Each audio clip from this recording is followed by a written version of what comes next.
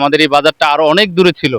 এই ভাঙতে ভাঙতে আজকে আমরা এই বাজার বিলুপ্তির পথে। প্রায় ২০০ বছরের ঐতিহ্যবাহী এই বাজার। এই বাজার থেকে লক্ষ লক্ষ টাকা রাজস্ব যায় সরকারি খাতে। 13 আগস্ট 2025 গতকাল রাত আনুমানিক 9টার দিকে মুন্সিগঞ্জ জেলার টঙ্গিবাড়ি থানার দিঘিরপাড় বাজার এলাকায় পদ্মা নদীর আকস্মিক ভাঙন শুরু হয়।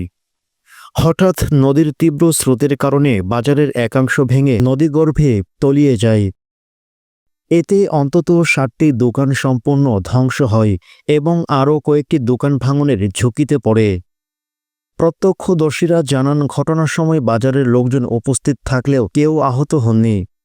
তবে ভাঙনের গতিবেগ এতটি দ্রুত ছিল যে অনেকেই দোকানের মালপত্র সরিয়ে নিতে সময় পাননি। স্থানীয় বাসিন্দা সাবেক কমিশনার শরীফ মারত জানান, নদী ভাঙনে দ্রুত 5টি ঘর ভেঙে যায়। এখানে স্থায়ী বাঁধ দেওয়া জরুরি বলে তিনি মনে করেন।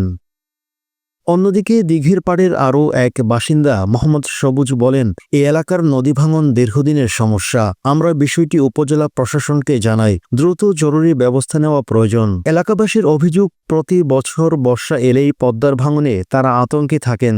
তারা স্থানীয় প্রতিরক্ষা বাঁধ নির্মাণের দাবি জানান। এই প্রতিবেদন করার সময় নদীতে অবাধে বাল্কহেডের চলাচল এই নদী ভাঙনের তা অন্যতম আরেকটি কারণ বলে বিবেচিত হয়। রাতের আধারে বালু উত্তোলনকেও তারা এই আকস্মিক নদী ভাঙনের আরও একটি কারণ বলে ব্যাখ্যা করে। এ ব্যাপারে প্রশাসনের জোর হস্তক্ষেপ দাবি করেন তারা। এদিকে প্রতিকূল আবহাওয়ায় অনবরত বৃষ্টি, প্রমত্তা, পদ্মার প্রবল স্রোতের কারণে নদীর ভূগর্ভস্থ মাটির ক্ষয় সব মিলিয়ে ভীত, শঙ্কিত এবং আতঙ্কিত এলাকাবাসী। এ নিয়ে তৃতীয়বারের মতো নদী ভাঙনের শিকার তারা। খুব দ্রুত তারা নদীর পাড়ে দোকানগুলো সরানোর জন্য কাজ করে যাচ্ছে। বারবার নদী ভাঙনে ক্ষয়ক্ষতির হাত থেকে বাঁচতে এখন স্থায়ী বাঁধ নির্মাণের জোর দাবি জানান এলাকাবাসী। নদী ভাঙ্গাটা দ্রুতভাবে 5টা ঘর চলে গেছে। আর আমি হলো শরীফ মালত, আমি কৃষক দলের সভাপতি। আমি এখানে বাস্তবে আসছি। এই নদী ভাঙন নিয়ে এই যে কখনো কোনো ব্যবস্থা নেওয়া হয়েছিল? না, এই দিকটা কোনো ব্যবস্থা ছিল না।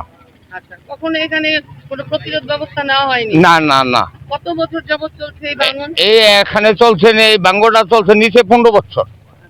গতকাল যে ভাঙন হলো, এই পর্যন্ত কি পরিমাণ ক্ষয়ক্ষতি? ওদিকে ভাঙছিল, ওদিকে আবার পাথর দিচ্ছিল, ওদিকে বালুর বস্তা দিচ্ছিল, এদিকে দেয় নাই, এদিকে ভেঙে গেছে।